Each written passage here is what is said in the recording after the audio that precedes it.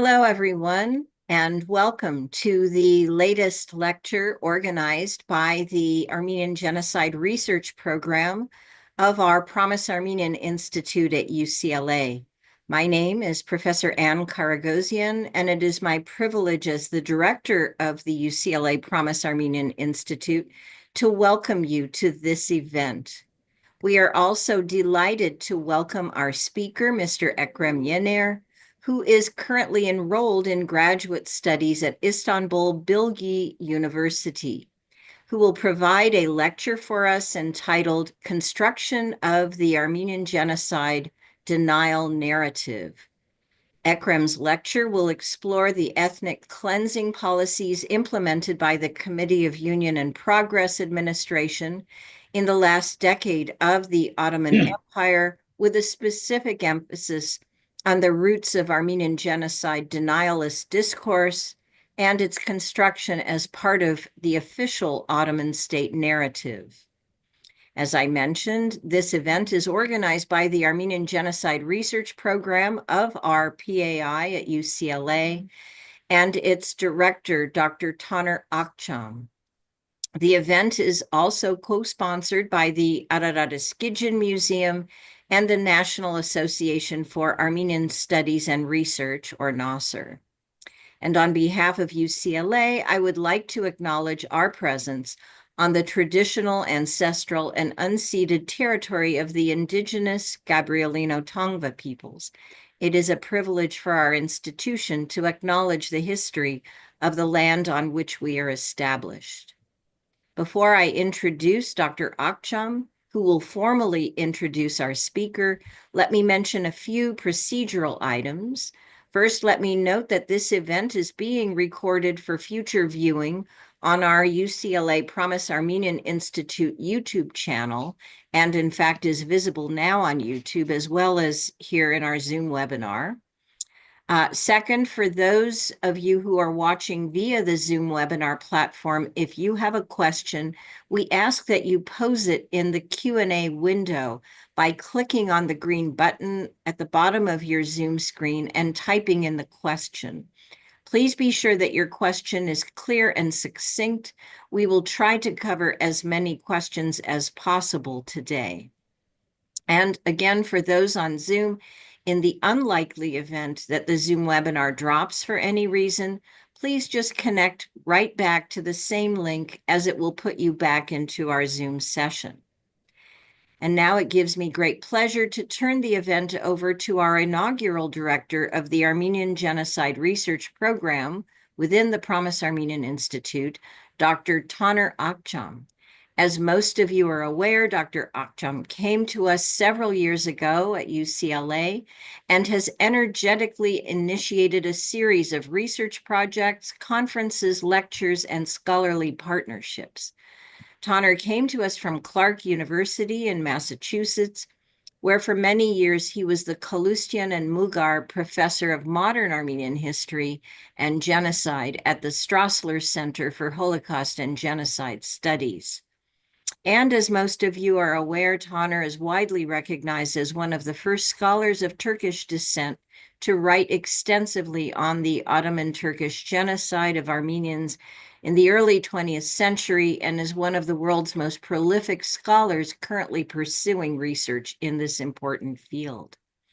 So, Taner, I am delighted now to turn this event over to you for a more detailed introduction of our speaker. Good morning. Thank you so much, Anne, for this kind introduction. And good afternoon, also maybe good late afternoon, wherever you are in the world today. So it's a great pleasure for me to introduce Ekrem. And this is really an interesting introduction. Personal story is very compelling. Then maybe the research he will present. This won't be a typical introduction. It may take a bit longer, but I promise it's worth it. Ekrem Yener was born in the village of Tödürge, once officially renamed Turkishized Demiryurt Iron Home, in a district of Zara, Sivas, Sabastia. After earning an engineering degree from Istanbul Technical University, Ekrem went on to complete a master's at UC Berkeley and pursued the business training at Harvard University. For 20 years, he built a successful career as an executive in the international technology sector. Then, at the peak of that career, he made an unexpected decision to study history, not casually, but with full commitment. After completing a graduate degree in history at Istanbul University, he continued his academic path with his dissertation at Istanbul Bilgi University. Today, Ekrem Yener will present his dissertation and delves into the foundations of the Armenian genocide denial and its deliberate construction as part of the Ottoman and later Turkish state's official narrative. Drawing on extensive Ottoman archival materials, foreign ministry correspondence, and contemporary publications, he traces the historical development of denial policies, how they were institutionalized, not improvised. But why would someone leave behind a life of engineering to study Ottoman history after 20 years? That question alone could be a lecture in itself. This is the reason why introduction is too long. But the answer reveals how life waves together many layers and unexpected turns. Ekrem's story begins in his home village. When he started studying historical records, like the 1844 tax registers, he discovered that his village had once consisted of 35 Armenian and 35 Muslim households. But this wasn't just a statistic. The memory of coexistence was still alive in Ekrem's village. Whenever two people sat down to talk, he told me, the conversation would always return to those times. The church and the mosque stood side by side. Many grandmothers were still remembered by the nickname Gavur Kızı, girl of infidel. One of them lived just next door to us, he told me. And overlooking the village in a place he described as almost like a Grand Canyon was a tall, sheer rock face. Carved into it, still visible today, is a lone khachkar, a stone cross watching silently over the village. That presence, that haunting trace, embedded a question in Ekrem's mind that never left him. What happened to the Armenians of our village? That question eventually brought him to us, here to UCLA, and to the esteemed historian Richard Hovhannisyan. Let me turn to Ekrem's own words. He said, while I was studying engineering at Berkeley, 1985-1990, Richard Hovhannisyan came to campus several times to give lectures. In one of those talks, he said something that lit a fire in me. Confronting history will make Turkish society healthier. That sentence stuck with me for years. It was also, of course, the core belief of Hrant Dink. And it was Hrant's assassination that finally pushed Ekrem to act. In 2008, alongside others from his villagers, he filed a petition to restore its original name. They succeeded. Tödürge, the Armenian name or the name Armenian used, came back to life.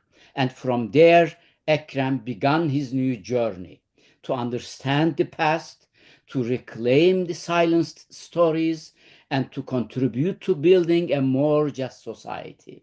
Because unless we know what happened to those who disappeared, Turkey can never become the country Richard envisioned, or the one Hrant gave his life for. And the Kachkar, still stands high on the rock, silently bearing witness.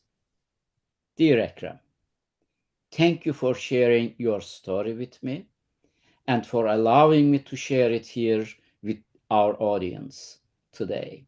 Thank you. And the floor is yours, please. Thank you, Taner, for your kind introduction.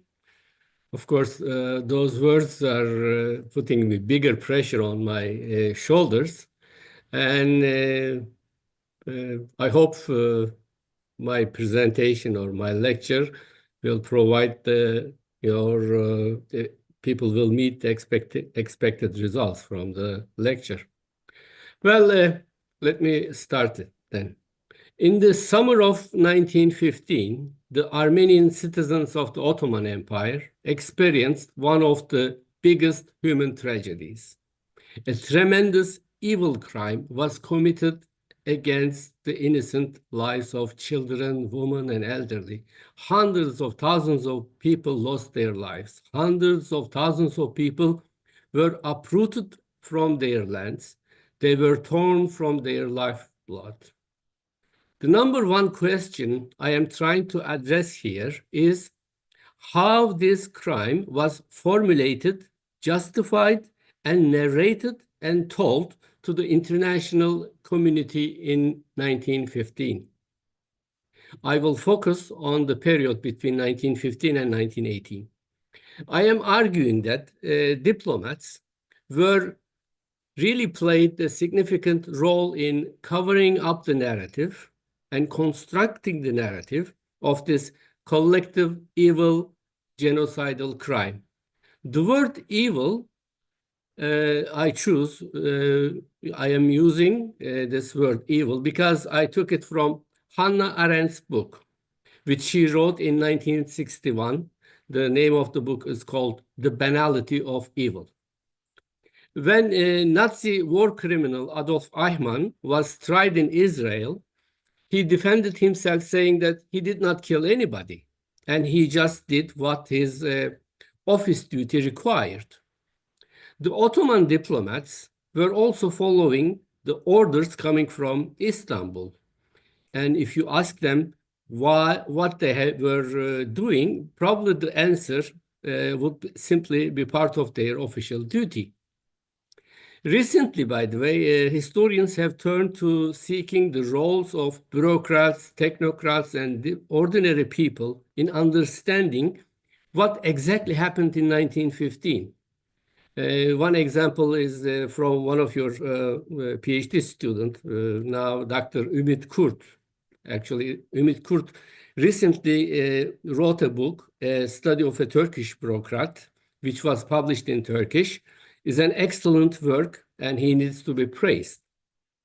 Therefore, this lecture aims to seek answers to the question of how the Ottoman administration defined the catastrophe experienced by the Ottoman Armenians in 1915, and how such a tremendous evil crime was narrated, told, and conveyed in the official narrative from its early days to the present.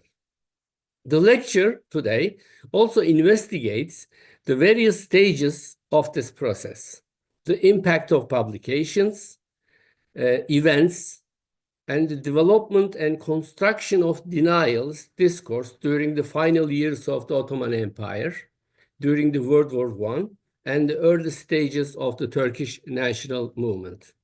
Let me go back to the slides now. I'm hoping that it is being shared. Okay. I am searching for the initial discourse, the triggering events, and the publications that shaped the denial of genocide.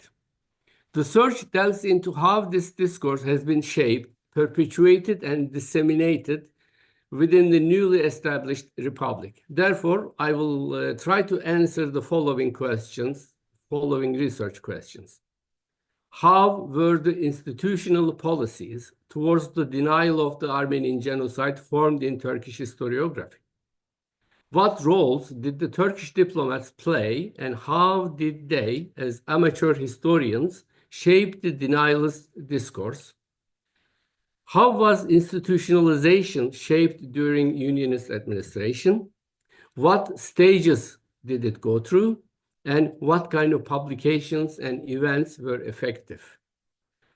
How was this heinous crime that led to such a dreadful human tragedy defined? What role ordinary individuals play in defending and denying this falsehood, and how did they contribute to its perpetuation and how it was spread? And how could they become a complicit in this crime?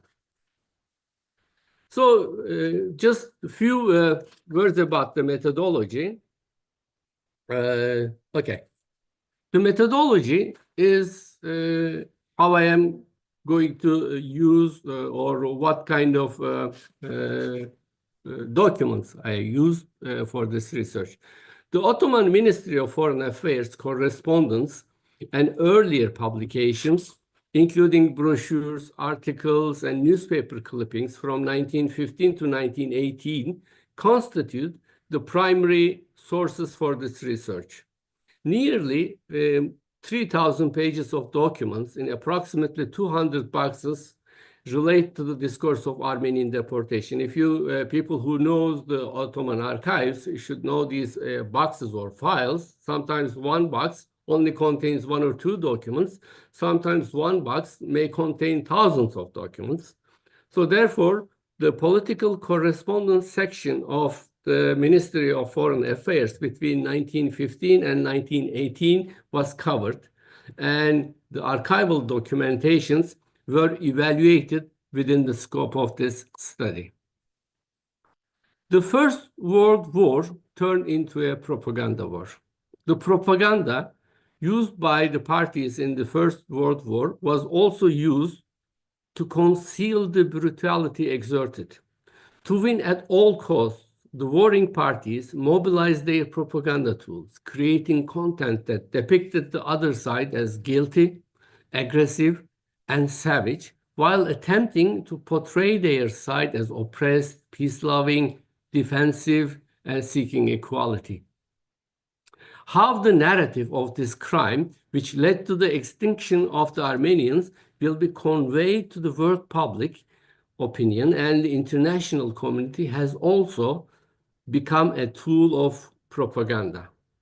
It is often believed that wartime propaganda is a temporary phenomenon that disappears once the conflict ends. However, my findings suggest that these narratives and the propaganda machinery continue to shape the national histories and memoirs of the Ottoman Empire and the Republic of Turkey. The propaganda material used by the parties during the World War are rich and lots of documents and materials. They could easily form a museum today. The Ottoman state began publishing a war magazine during the war, and with the help of German propaganda machine, publications were disseminated and portrayed the other side as guilty and the culprit of the war. And for example, going back to the 1915, the Unionists, or the Committee of Union and Progress Party leaders, Unionists, were aware of the concept of crime and punishment. On April 24, 1915, the leaders of the Armenian community, including intellectuals, clergy, and politicians, were arrested. They were either tortured to death in prison or executed in the city squares without even being tried or even brought before the court of law, or they were taken out of the city and shot. The Armenian population was asked to leave their homes within a period of ranging from a few hours to several weeks, depending on the region in which they lived. People were sent to remote parts of Syria in groups, generally on foot. There was hunger, thirst, diseases, robberies, attacks, and massacres on journey, which turned the deportation into a genocidal death journey. The Ottoman administration, or for a better definition, the Unionists, were aware that the deportation of Armenian citizens of the Ottoman Empire constituted a big punishable crime. Mehmet Cavid Bey, a notable member of the Committee of Union and Progress, and the long-term Minister of Finance, as well as a close associate and a friend of CUP leader Talat Bey, Talat Pasha later on, recorded the following in his diary in September 1915. This is what Mehmet Cavid Bey writes. Even in the Middle Ages, the Ottoman history did not witness such a brutal murder and cruelty on the largest scale. The dark tortures of the old era remain like child's play. Talat participated in this with all his heart and approved its principles. What kind of conscience must one have to agree to drown women, children, and older people who went out of the city on the mountaintops, by the lakes?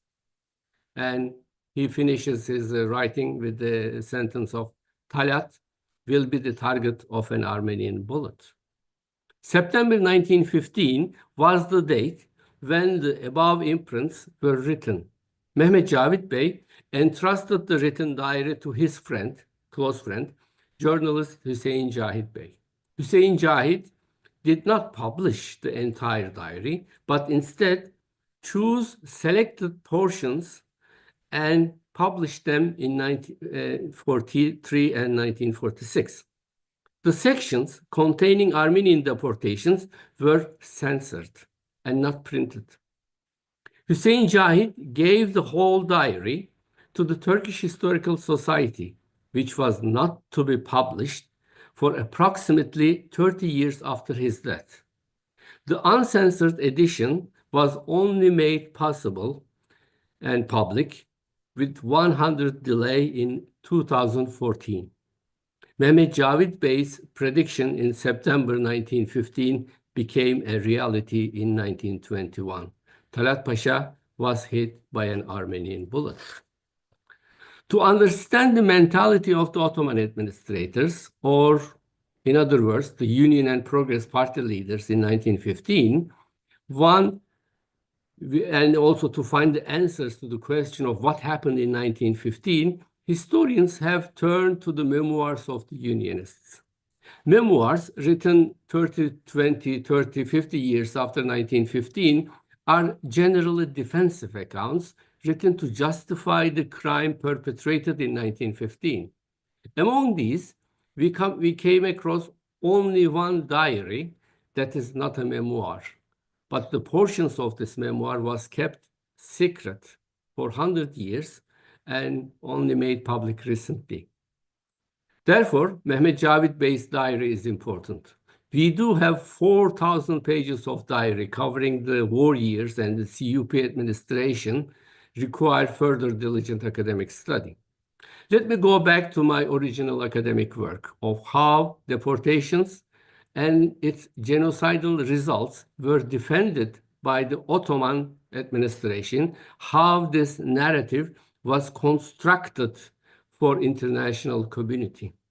Historians love to seek words like first, last, first time ever, foremost, largest, biggest. You may call it a professional deformation, by the way. So seeking the first response from the Ottoman administration and its journey in the archival documents triggered this research. On May 23rd, 1915, three Entente powers, Russia, Great Britain, and France, after about a month of work and discussions, came out with a joint official statement strongly condemning the atrocities and massacres of the Armenians. By the way, just a parenthesis here, I want to mention a historian who has researched the events that unfolded day by day in May 1915 and highlighted the significance of that month. Ruben Safrastian from Yerevan is a historian who has conveyed what happened in May and how the patriarch in Istanbul attracted international attention and the correspondence between various countries and patriarch.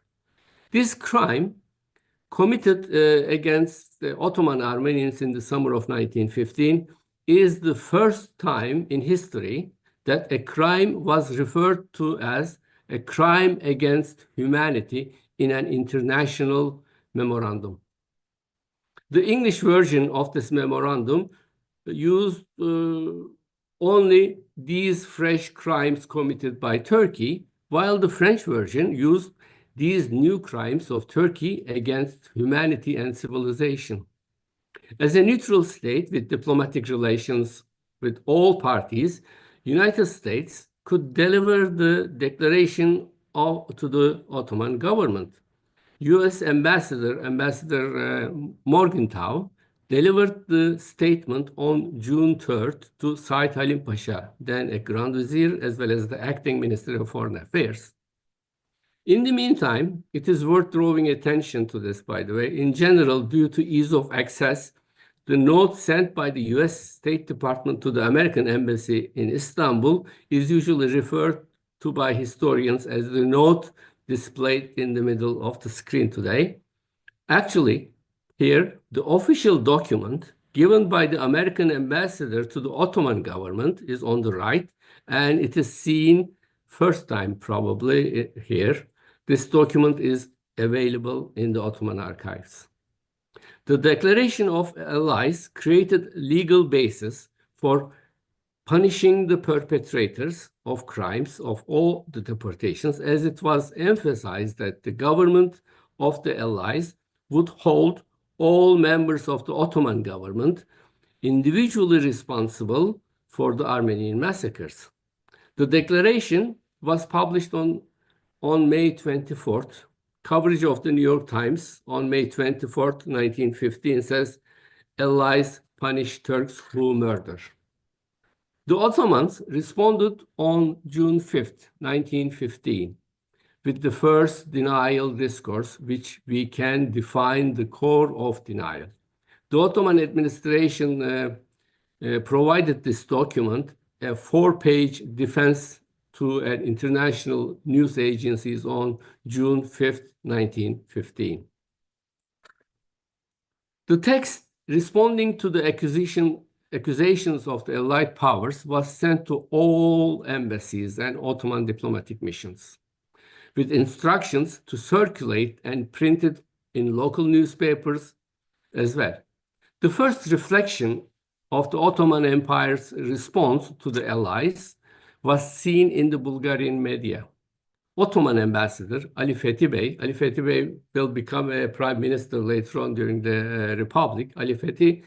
Ambassador Ali Fethi Bey informs the Grand Vizier that the Said Halim Pasha that the Bulgarian press published the Ottoman response entirely. This 4 pages defense document summarizes probably 6 items. And this is also the first time the European audience has seen and read the Turkish denial response. Number 1, it is entirely false that there have been any massacres of Armenians in the empire. Russia and England incite the Armenian population to revolt against the imperial government. Armenians destroyed all the Muslim villages, and they encountered en route and massacred their inhabitants. The Armenians took up arms against the imperial authorities. Therefore, the imperial government must suppress the revolution and maintain public order. Actually, and now the blaming the others, of course, comes Russia, Britain, and France have more atrocities and crimes in their history. The Ottoman response to this, the denial text, further elaborates that the measures taken by the imperial government were not harsh, and defends the Ottoman government's actions by indicating, usually this sentence has been seen for almost 100 years. These numbers are, I mean, in any denialist book you read, you will see these numbers today in Turkey. It says only out of 77,735 Armenians who live in Constantinople, only 235 charged with the complicity in the revolutionary movement in question. They have been arrested while all others are going peacefully about their businesses. Minister of Interior, Talat, wrote to the Ministry of Foreign Affairs on June 28, 1915, requesting that every attempt be made to deny Allies' accusations. In the same telegram, he also mentions the necessity of monitoring all Armenian movements in the relevant countries and urges the diplomatic staff to inform the ministry. Therefore, any documentation verifying the rebellion attempts and atrocities committed by the Armenians will be helpful, he says. He requests that any information that could help build material, in parentheses, the word is the following, to be used against European claims, be constantly conveyed to the ministry. Now it is imperative to note that German influence or the impact of German interference is essential. German ambassador to Istanbul, Wangenheim, writes a note to the Imperial Chancellor, Hollweg, on May 5th, 1915, and this is from the German archives. Wangenheim informs the Chancellor about the Allied declaration to the Ottoman Empire, and he says, the answer provided by the port, meaning Istanbul, the answer provided by Istanbul, a transcript of which was given to me by the Grand Vizier and which I enclose, is significantly more explicit than the brief draft I had given for this purpose. It otherwise follows the train of through in the draft. The German draft, which provides the comparative analysis of the Ottoman and the German responses, is also available in the German archives. The German embassy's attempt to intervene and create a response on behalf of the Ottoman administration is itself an indication that Ottoman administration, they were basically helping the Ottoman administration, and it is also instructive in understanding the balance of power in the period. We can also see that denial discourse was developed within the propaganda movements effectively used by both parties during the war, and how these propaganda initiatives shaped it. This article by the German ambassador is also important in terms of showing the German contribution to the denial discourse. In fact, before the Ottoman government could formulate its own response, the Germans wrote to Said Halim Pasha saying, take this as an answer and write this way and create the narrative in this way. The first written response, by the way, and directly from an Ottoman Sultan now, Sultan Reşat was the Sultan at that time, to a reaction regarding the deportations is found in the response given to Pope Benedict XV in 1915. Pope Benedict XV informs the Ottoman Sultan Reşat in September 5, 1915 about the outcome of the deportations of Armenians, causing great suffering and death, and the harsh measures taken resulted in a significant harm to Christian people living in the Ottoman Empire. In summary, the response from the Ottoman Sultan to the Pope lists all the denialist discourse. The answer from the Sultan to the Pope reads this way: the news that has reached to your holiness about the Ottoman Armenians is not true. They left us no choice but to take action. The procedure is nothing but deporting those from their places of residence. The entire response text is written rather formal and a diplomatic tone. We do know that the response is not written by the Ottoman Sultan. He was just signing the decrees prepared by the Unionists. There is a big probability that he had no knowledge about the letter received or the response text, but only signed the response text brought to him by the diplomats. This answer highlights the contributions of the emerging rejectionist discourse among Turkish diplomats in the Ministry of Foreign Affairs. Ministry of Interior established an intelligence department in December 1913. With the order coming from this newly established intelligence chapter of the ministry in March 1914, the Ottoman Ministry of Internal Affairs requested that Ministry of Foreign Affairs collect and send any books, any news articles, any newspapers and publications about Armenians that had been published worldwide. This demand, which looks like a preliminary preparation for the construction of the Armenian question after 1915, would have led foreign missions to become information centers, information collection centers for Armenian movements. War Press headquarters, established within the Ministry of Foreign Affairs in August 1915, directly managed the diplomatic missions and circulated the narrative to be conveyed abroad. Turkish diplomats in the Ottoman Empire served as amateur librarians and historians in 1915 and 1918, enabling Istanbul to stay informed about Armenian publications worldwide.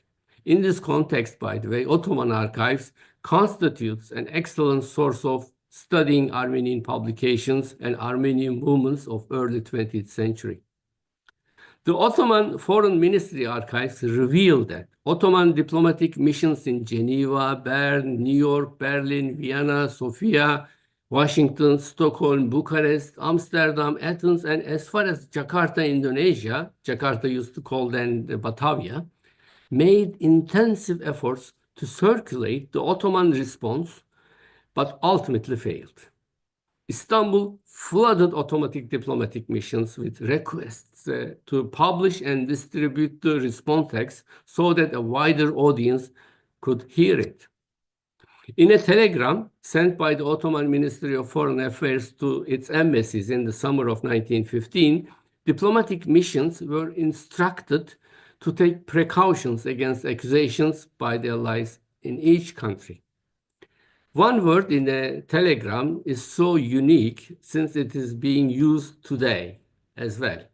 In almost every denialist discourse, the French term soi-disant or the so-called, so it is called the so-called massacres or so-called genocide or so-called atrocities. So therefore, the word, this French word soi-disant, we see that word first time in a telegram written by the Said Halim Pasha to Sofia Ambassador Ali Fethi Bey in his telegram on June 4, 1915, says it has a place in the history that the main backbone of the denialist discourse and will continue to be used today throughout the century.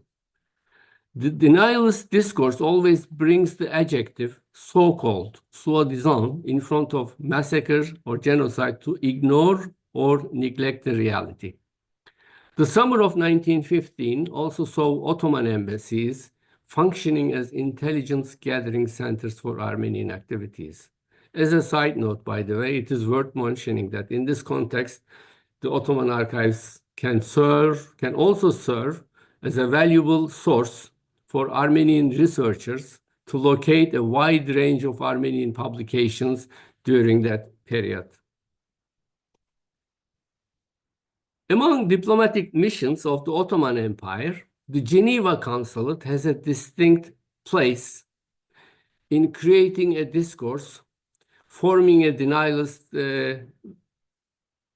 framework against, let's go back, yeah. Okay. The Geneva Council has a distinct place in creating a discourse and forming the denialist framework against Armenian claims. General Counsel Ziya Bey wrote a lengthy letter to Istanbul indicating his hardship in Switzerland. He further proposes that Turkish National News Agency, and it's called Milli Ajans, should be a member of the European News Association so that he doesn't have to knock every newspaper door. A descriptive episode detailed by the Ziya Bey, a descriptive episode detailed by Ziya Bey, the Ottoman Consul General of Geneva, in his letter to Ministry of Istanbul, can serve as an example of how diplomats tried to deny the terrible events that happened to Armenians in Anatolia. While the Turkish Consul General was attempting to publish a response given to the Allies in the Swiss press, a letter from a Swiss teacher teaching at a college in Anatolia describing the situation in the region appeared in the Gazette. It's called Journal de Genève on July 10, 1950. The article was titled Poor Armenians. In the article, Swiss teacher described the massacres in Anatolia and the sufferings of the Armenians in detail since he was witness. Ziya Bey then personally visits the newspaper to protest the publication and insist that a refutation must be published with the same size and coverage of the article. Ziya Bey's denial article was published 4 days later, and the title of the article is called Turkish Denial. Ziya Bey begins his argument with the same discourse of the denial written against the Allied accusation, and Ziya Bey's disclaim starts with, "There were no massacres of Armenians." This is likely one of the earliest examples of a personal denial from a Turkish diplomat, as the reply was personally conveyed to the newspaper. He visits the newspaper building and speak with the editorial board in response to the Swiss teacher's published letter. We have a detailed knowledge of this discourse since Ziya Bey informs the ministry with an elaborate letter about how he defended the Turkish position. He explains that he argued with the editors and attempted to discredit the Swiss teacher. Ottoman diplomats did strive to publish the discourse coming from Istanbul in the press of their assigned country. To convince the newspapers that the massacres did not occur, diplomats made every effort to approach newspaper management directly or to express themselves in their preferred manner. They did go beyond traditional approaches to persuade the newspapers that the massacres never happened. A letter sent to the Grand Vizier and Minister of Foreign Affairs Said Halim Pasha by the Ottoman ambassador to Stockholm, Mehmet Şekip Bey, on July 17, 1915, is a perfect example of one of the unique attempts made to garner press coverage for these discourses. He proposes rewarding some journalists and Swedish citizens with a medal or certificate to resolve this problem. This example demonstrates that the innovative methods have been employed to institutionalize denial. With the establishment of the Bern Embassy in November 1915, correspondence between Switzerland and Istanbul shifted to Bern from Geneva. Bern ambassador Fuat Selim Bey wrote a lengthy letter to the Ministry of Foreign Affairs, dated January 24, 1916. In his letter, he states that creating a defensive discourse is almost impossible. So diplomats needed something else for the publications to be published.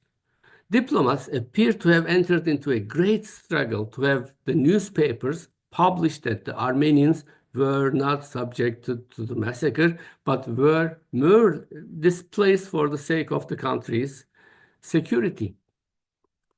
Diplomats seem to activate the bribery mechanism now.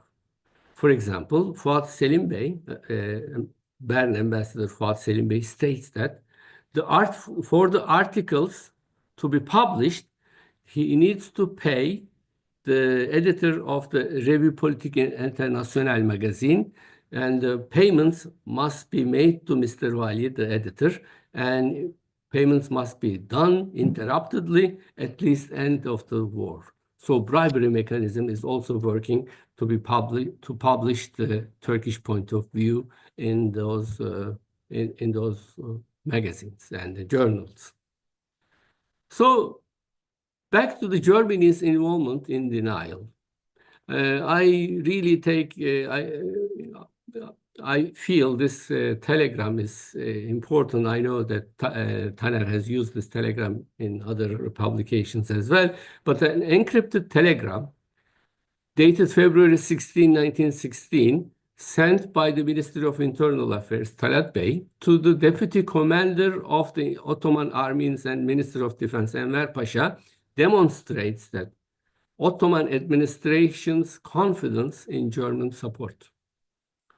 The telegram reads, "It is understood that the German government has not shown any sign of opposition to the measures taken regarding Armenians and gives its consent to the measures on legal and coercive grounds as well as to their results." The archives of the Ottoman Ministry of Foreign Affairs diplomatic correspondence and the document dated November 2, 1915 indicate German influence on denial discourse.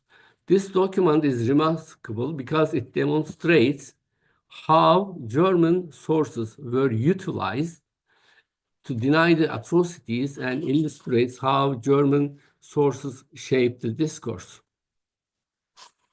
Berlin Ambassador İbrahim Hakkı Pasha wrote to the Ottoman Ministry of Foreign Affairs that to deny the news published in England and America about Armenians living in Ottoman Empire, the author's work, Adolf Bratter, has been purchased. One of the book has been purchased. The book was written by Adolf Bratter, has been purchased, and 300 Deutsche Mark needs to be transferred. The Ottoman ambassador uses an obvious sentence to refute the news published in England and America, although the ambassador mentions that 1,000 books were purchased and 300 Deutsche Mark should be returned in exchange. 300 Deutsche Mark was sent to the printing house, and the receipt, it is interesting, was kept in the Ottoman archive today. The name of the book mentioned above is the Armenische Frage, the Armenian question. The book, more like a small booklet about 60 pages, was written by Karl Adolf Bratter. It is worth mentioning that Bratter's book was the first published work to defend the Turkish denial discourse. And it is immediately drew the attention of the Turkish embassy in Berlin. As the Berlin ambassador notes in his letter to Istanbul, the German Foreign Ministry facilitated the allocation and purchase of 1,000 book copies. The book also provides the public with the first opportunity to read the Turkish response, as well as the Turkish and the allegations made by the Allies on May 24, 1915. Although the book was written in German, it was still helpful as a propaganda material, and 1,000 copies were purchased and distributed to the embassies worldwide.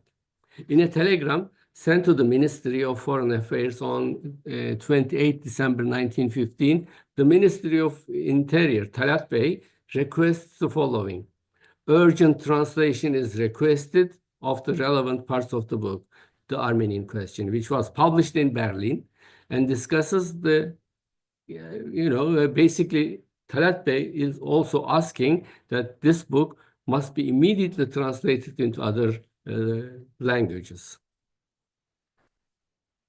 Now we see other publications. I think the first denial brochure distributed to the diplomatic missions is called The Truth. The first publication awaited by the Ottoman diplomats regarding the narrative of the Ottoman issue, Armenian issue, was printed in French as a small brochure in March 1916 and distributed to all the diplomatic centers worldwide. The publication did not address the Ottoman public at all. As a result of the dominant censorship in the war environment, no publication about the Armenian deportations were allowed to make their way to the local press. The brochure was created to prove that the Armenian rebellion and document Armenian deportation as a compulsory measure, and the name of the book, The Truth, about the Armenian revolutionary movement and government measures. This brochure was distributed to all European diplomatic representations and embassies in Istanbul as well as around the world. And the first time it was sent, the archive indicates that March 1st, 1916 was the first batch sent to the embassies. The Ottoman archives contain reports indicating the number of brochures, how many brochures sent to each embassy, how they were used, how they were distributed, or how they were being basically used. It has a striking title, The Truth. The Truth was written in large size.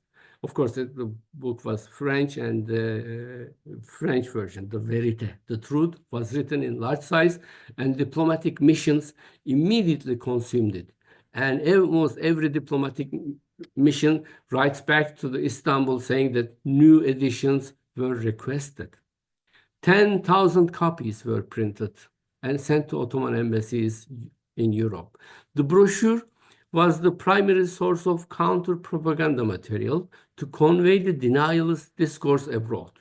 The brochure starts with a strong statement. It says, the first sentence describes the peaceful existence of the Armenians in the Ottoman Turkey, how they were supported and prospered, and how foreign powers played a role to their deportation. Then comes the albums. Since translating and printing the French versions of the weighted, this big book has not been ready yet. So it will be more effective to use photographs as a propaganda materials. And 2 albums were printed, album number 1 and album number 2, each consisting of 64 pages. It was prepared in 4 languages. These albums were quickly distributed to diplomatic representations. It includes instructions signed by the Minister of Internal Affairs, Talat Bey, requesting a rapid distribution of the albums and delivery of the albums to the necessary places for the diplomats. Although there is no publication date on the album, Ottoman archival records indicate that they were ready in October 1916, and they were sent to embassies' request.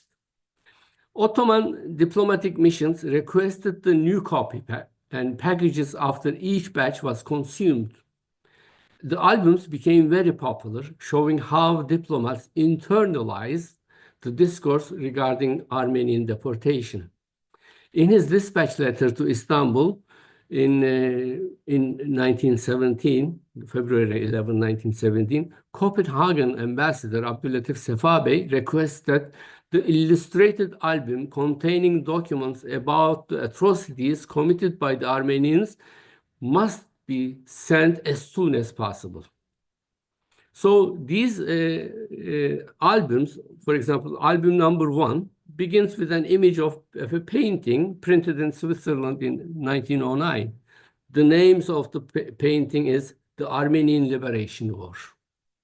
The second page of the album features another painting titled The Symbol of Armenia. It may seem, by the way, album may contain poems about freedom, flags, photographs, and freedom warriors. It may seem meaningless to present such visuals, which can only be perceived as a cultural information today, but it is interesting to see the mentality of the Ottoman administration at that time and the fears of the unionists of the period. The photographs, for example, numbered 5, 6, and 7 in album 2, were included to show the evidence of the Urfa resistance in October 1915. During the deportation of Armenians from Anatolia to Syria in October 1915, Urfa was a transitional zone. There was a short-lived resistance in the city of Urfa in late 1915. Children, women, and elderly sought refuge in the Armenian church and the Armenian missions. A great deal of literature explaining that period, and we do have.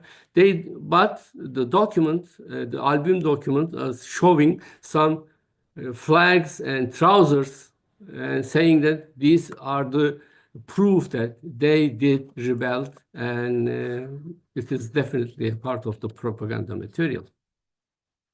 And the last one, the first book came in 1917.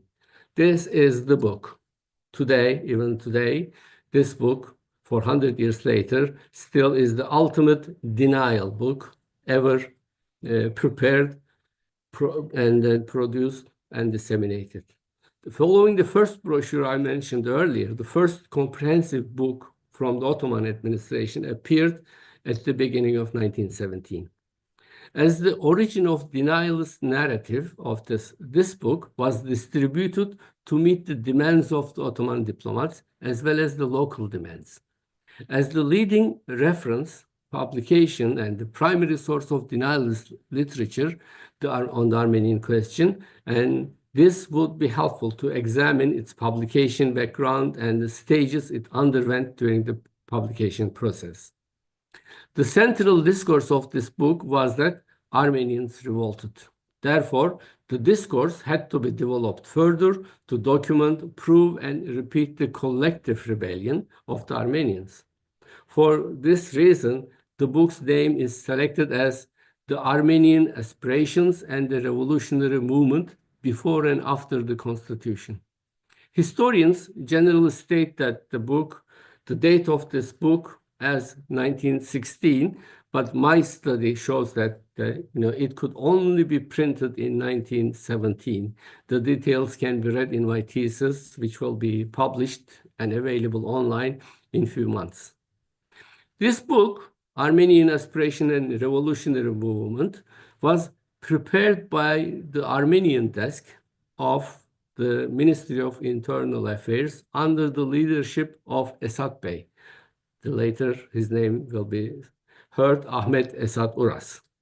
It has a small amount of attention should be paid to this. There are not much information about the deportation. Instead, this book primarily discusses the establishment of Armenian committees and activities of political parties and their quest for independence before 1915. Most of the book is based on the thesis that Armenians' real aim was to establish an independent in Armenia in Eastern Anatolia. The subject of deportation is only mentioned on page 230 under the title Removal of Armenians from the War Zones. So it is crucial to note that an Ottoman official document also in this book acknowledges that the April 24 arrest as the turning point and the starting date of the deportation, and they are basically underscoring on April 24, saying that we waited for 9 months, but they still, continued their uprising. The Turkish book and 1917 mark a significant turning point in the narrative's construction. It is time to win over the Turkish public and explain to the local people that the Armenians rebelled.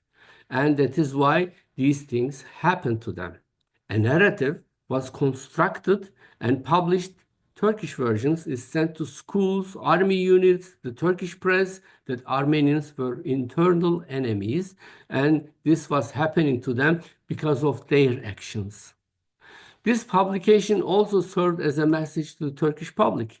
A letter from the Ottoman General Staff to the Ministry of Internal Affairs states that more books were needed for the army officers at the headquarters, which was very beneficial.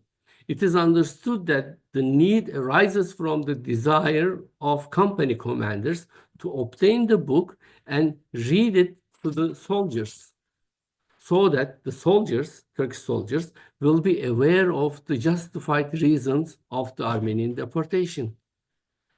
The book's content and philosophy became Turkey's official thesis after the establishment of the Republic of Turkey. The thesis was followed by another book. It's the book called The Armenians in History and the Armenian Question, written by the same person who have written the 1917 book, Ahmet Esat Uras. Ahmet Esat Uras wrote again in 1950, and his book was subsequently held in high regard as the holy book of denial discourse. And Ahmet Esat Uras was also a member of Turkish Historical Society until he died in 1957. Just as Talat Pasha is the name that comes to mind when the Armenian deportation is mentioned, Ahmet Esat Uras is the name that comes to mind when the discourse of defending the Armenian deportation and its denial is discussed. To summarize further, it is sufficient to say that Talat Pasha is the architect of the Armenian deportation, and Ahmet Esat Uras is the architect of the denial discourse. Despite the delay translating the book in French, which was published under the direction of Esat Bey, a French version of a book needed, and that book came from another ambassador, former ambassador of the United States, Ahmet Rüstem Bey, wrote a book called Turkish-Armenian Question. It was authored by the former ambassador, and the need and expecting among diplomats for a French publication to influence the international community appeared to have been met by the fellow diplomat Ahmet Rüstem. But its story is a bit long. I will not, I'll finish it up here, but it is interesting that to be able to write this book, Ahmet Rüstem Bey has received money from Enver Pasha. And this information came out by total coincidence from another archive, from the Turkish Historical Society archive, Kazım Orbay archive. And what is the relation between Kazım Orbay and Enver Pasha? Now we see that actually Kazım Orbay has married Enver Pasha's sister.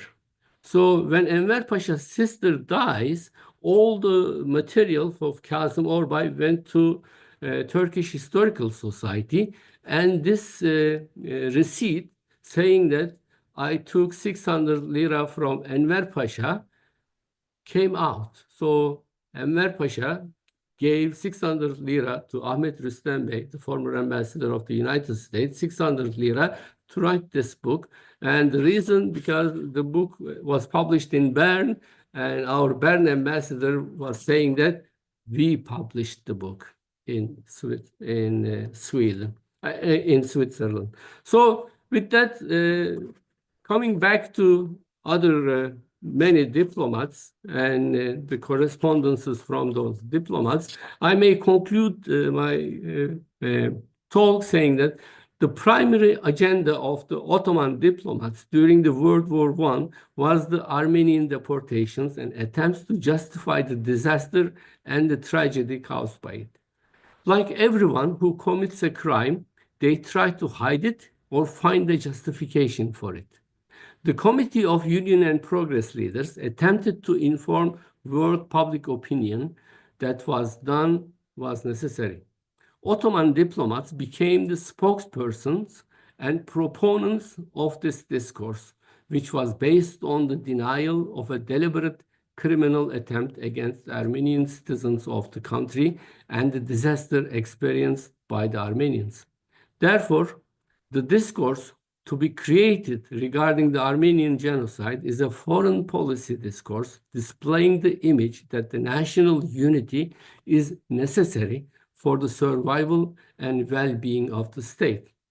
Focusing on the last years of the Ottoman Empire, my study shows that the denial discourse regarding the Armenian genocide was not instigated or emerged years later, but came into play at the beginning of the massacres. Thank you.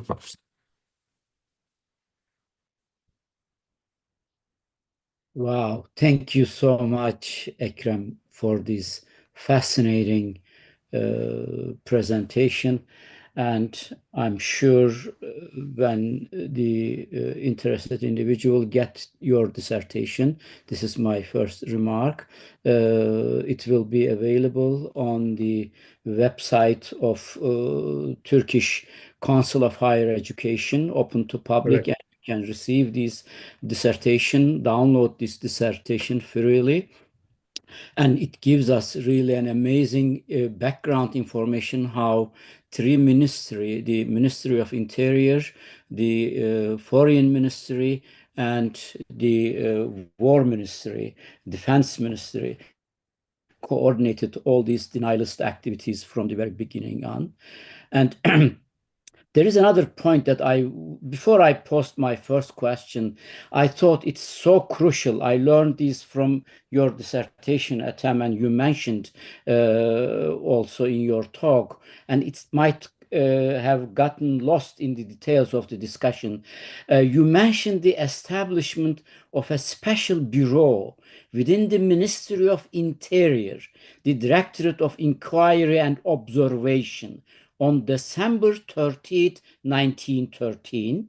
And you also gave us the information that by March 1914, this institution was tasked by the Ottoman Interior Ministry, give the task to the Foreign Ministry to monitor the entire Armenian political activities across the multiple countries.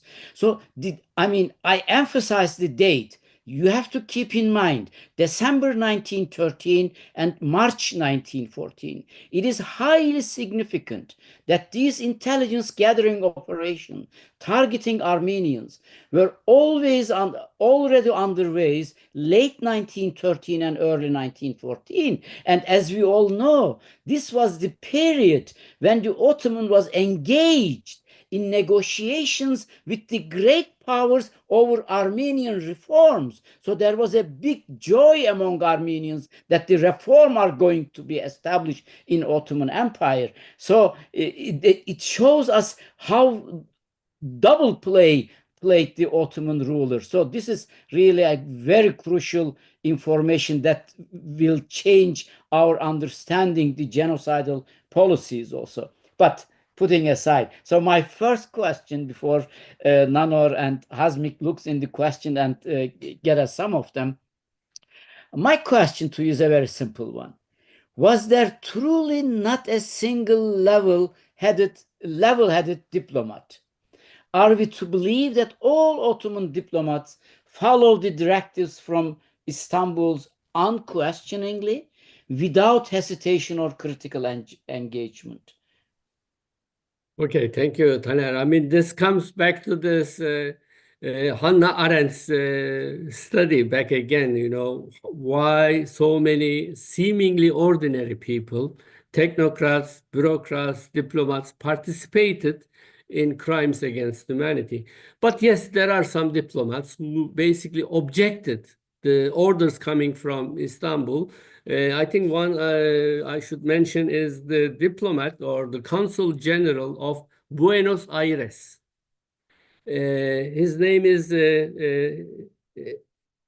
Arslan, Emin Arslan. Emin Arslan. Actually, the word Arslan, the last name Arslan, if people who are familiar with the Lebanese history, there are two Durzi families. Either they are in front of us, Arslan family is one of them. And Emin Arslan was diplomat, consul general in Paris. Then after Argentinian diplomatic relations started with the Ottoman Empire, he was positioned in Buenos Aires. Buenos Aires is interesting for Armenian diaspora even today, because before 1914, Argentinian census shows that there were more than 65,000 Ottoman passport holders in Argentina, mostly from, of course, Lebanon, Syria, and Palestine. But he objected the decisions coming from Istanbul, and he said he will not basically obey the orders from Istanbul. And he was fighting with the German ambassador in Buenos Aires. And German ambassador basically sent letters to Istanbul saying that this gentleman, your ambassador, is not functioning what needs to be done. I mean, he was not basically taking your orders or obeys. And and he was taken, basically he resigned. And then he stayed in Argentina. He was a very intellectual man. Another example would be probably in 1917, Ismail Canbolat, because he was basically expelled from Istanbul, he was sent to be as an ambassador to Stockholm.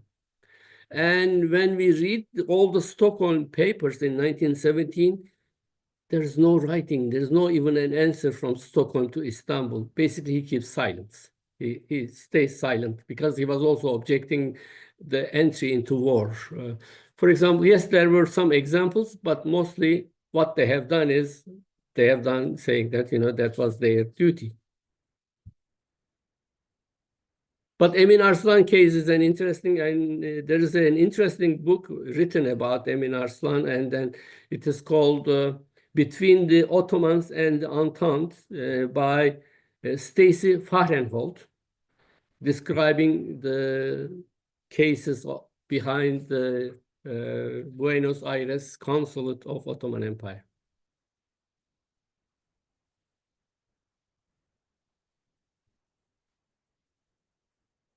So thank you, Ekrem. And I think we have a couple of questions now. Yes. Nor, you would go ahead and ask for a question, please.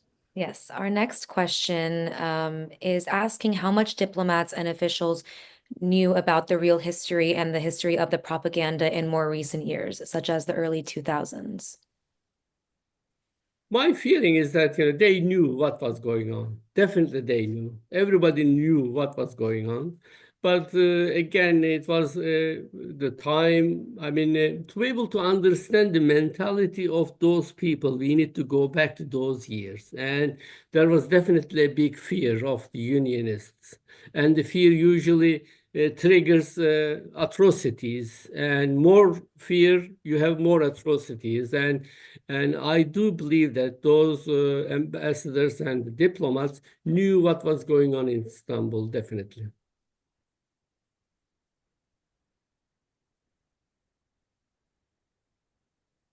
And I saw that you want to ask a couple questions. Please go ahead. Yes, thank you so much, Ekrem. What an amazing and comprehensive presentation on the evidence you have uncovered. Thank you so much.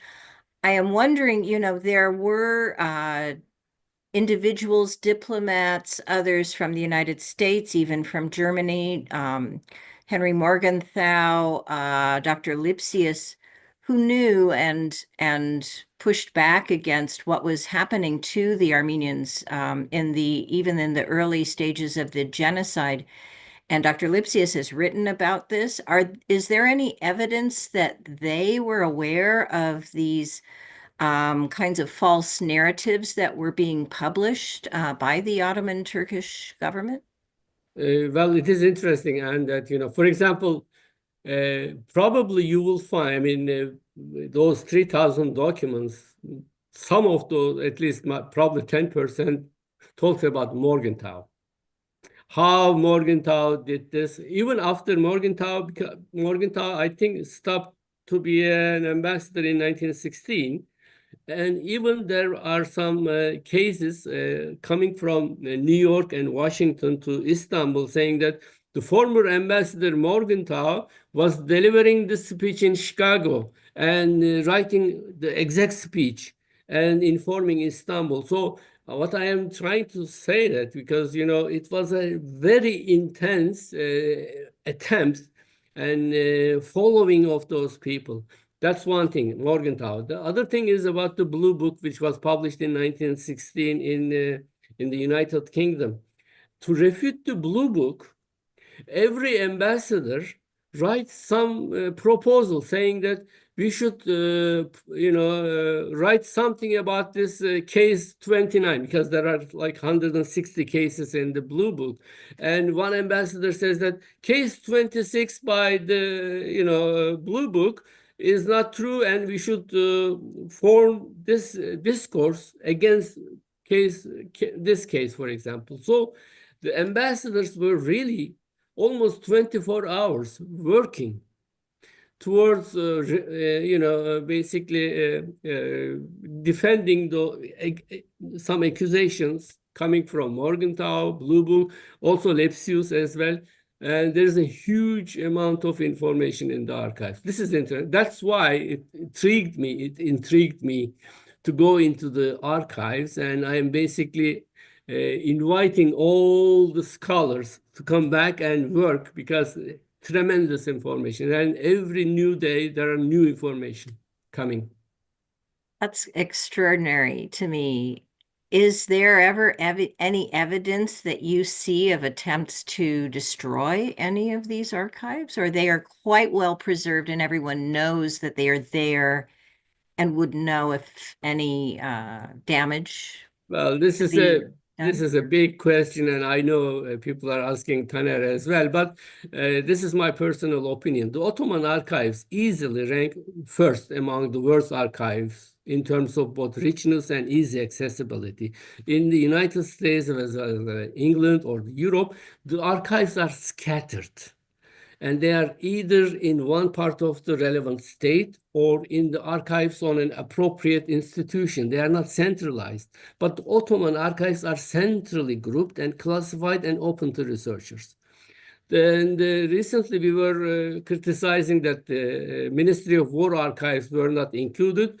In last year, Atase archives were also included in the archives, but we have I'm still searching two documents or two groups of documents which I have not encountered. The one is the minutes of meetings of the Union and Progress executive committees are not available. We don't know where they are. And in 1919, court-martial investigations, and one of the CUP members says that I heard that Bahattin Shakir took those documents in a chest and took them away. We don't know. Maybe one day we will find them. That's one thing. The other thing is what we do not know, or we do not know where they are. Deportation ledgers. Deportation ledgers. We do know that during the deportation, a ledger with all the names are kept and delivered from state to state. We City to only city. see the reach numbers to the final destinations, like a simple single document saying that this number, 1,500 Armenians reached to Derzor. That's it. No names. Who were they? But we do know that, from state to state, when they were delivering the deportees, they were handing over those deportation ledgers as well. So the ledgers were not found yet. Fascinating. Thank Thank you you. so much. I don't know if there are other questions, Tanner, or I have, of would like course, to. several questions. One I can ask. By the way, regarding the destruction of archives, we have also several records that there were a systematic cleaning up the archival materials. But as Ekrem mentioned, this is such a huge machinery. This is the entire departments. You know, if you destroy one document in one department, but there is you can find the copy in other departments also. Sometimes, I mean, Ekrem knows, one single document we find 4 or 5 different copies in different departments. So it is not easy to clean up the entirety.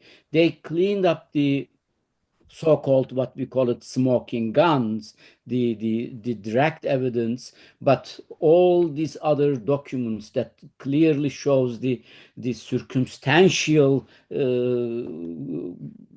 image of the genocidal process are all there, and it's very rich. So every nation state provides maybe only a portion of their archives, and Ottoman archive may be less than British American, but it is an important part of archival materials is available there. And there is another significant important part distinction of Ottoman archive.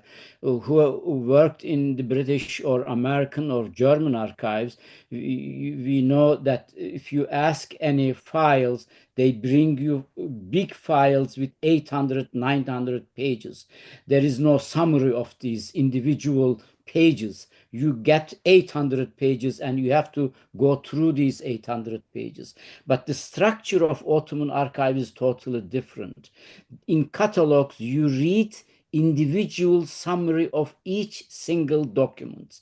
This is the big advantages for the researcher. So this is, I mean, a fascinating topic. Ekrem, there is an interesting continuity I noticed here. As you know, what I call it the second wave of denialism that emerged after Asala assassination of Turkish diplomat. This is the second wave of the denialist campaign in Turkey, because between 1920 and until 1970s, it was a total silence. There was nothing on Armenian genocide or related issues.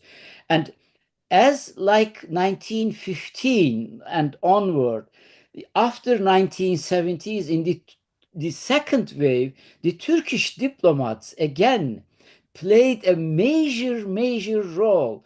The major carrier of the Kamuran İnan, Bilal Şimşir, and all other, the first publications, it came from these Turkish diplomats. And today, the most really resistant institution in Turkey against this or for this denialism is the Turkish Foreign Ministry. Would you like to reflect to this continuity? Okay, this is an interesting part because it goes, I mean, I think in the 16th or 17th century, a British book talking about what diplomats do. And I have used this paragraph in my thesis saying that the work of the diplomats is to lie about their governments, that says. That was paraphrasing a sentence from the 16th century book in England. So basically, if you ask the diplomats why they were doing, and their answer would be, this is our job. We are defending our country. And probably, for example, my thesis can easily be a perfect, without changing a single word in my thesis, can be published in a denialist world as well, saying that how heroic activities the diplomats has done in 1915 to defend their country. So without even a single sentence change can be published on the other side as well. So that's why it's an academic work. It doesn't really say that they are doing bad or thing. This is what the reality is. Diplomats are defending what the central government is telling them to do. Thank you, Ekrem. Nanor, Hazmik, is there any other question? We don't have any other questions from the audience. I think there's one, Nanor, that we could ask. I can pose it So one of our viewers, you have received many very positive comments, actually, Ekrem. So thank you so much. But one of our viewers asked, and the answer may be rather nuanced, but why did the Ottoman Turks want to extinguish the Armenians from their lands? I think $1 million it was question. basically, I mean, this is again billion-dollar question, Yeah. but going back to, I mean, there has been two camps. One is the Akjam and Wakhan camp, and the other is Sunni and Sunni camp as well. I mean, whether it was premeditated or it was just on the road. And I am now leaning more and more because we have now documentation saying that while Ottoman administration or the unionists were bargaining with the allies about the reforms, at the same time, on the behind, they were basically preparing for the next. So, so it was a big fear, and usually it is not really searched or studied the impact of this six province of inviting the Dutch and the Norwegian governors to rule those parts, and imagine what kind of state or the mind the unionists at that time, because what they did is they did in 1913 with the gun, they took the power from the Sultan. They were above the Sultan. Suddenly, 1 year later, someone is coming and saying that I am now assigning a Norwegian and a Dutch governors above you. So Talat in his memoir says that I objected to this, and he says that I voted against this. This is totally not acceptable. So this guy will definitely try to do what is basically what the solution. The solution is to dehumanizing, or if Armenians were moved from the eastern parts of Anatolia, then this problem will be solved. Thank you, Ekrem. Thank you so much. I mean, for all these insight that you provided us today. I think we don't have any other question, and we can come to the conclusion, to the end of our presentation today. And Anne, please Yes. go ahead with the closing remarks. Yes, thank you again so much, Ekrem, for this fascinating presentation, your very thorough research, and we look forward to your thesis being published and disseminated, as well as additional publications. So now this brings our event to a close. Let me just mention that we do have a couple of additional important events coming up in the near future, which are hosted or co-sponsored by the UCLA Promise Armenian Institute during the month of April. On Monday, April 21 at 6 p.m. Pacific time, Professor Melissa Bilal of UCLA will provide a lecture which will be in person at the Schoenberg Music Building, as well as available on Zoom. The title of this lecture is Pavagane, or Enough, Zabel Yassayan's political thought on peace, justice, and people's right to self-defense. So again, this lecture will be available in person here at UCLA at 6 p.m., as well as live streamed. And on Friday, April 25 at 1 p.m. Pacific time, Professor Bedros Dermatosyan of the University of Nebraska-Lincoln will provide the annual Raymond Kevorkian Genocide Commemoration Lecture here at UCLA in Bunch Hall on the subject of Sahag II Chabayan, Catholicos of Cilicia as witness to massacres and the Armenian Genocide. This lecture is hosted by the Richard Hovhannissian Chair of Modern Armenian History at UCLA and Dr. Sebu Aslanyan, and is co-sponsored, as I say, by the Promise Armenian Institute. And finally, before we close, let us offer our thanks not only to Ekrem and to Taner, but also to Nanar Hartunian, our program coordinator for the Armenian Genocide Research Program, as well as to our deputy director of the Promise Armenian Institute, Hasmi Bagdasarian.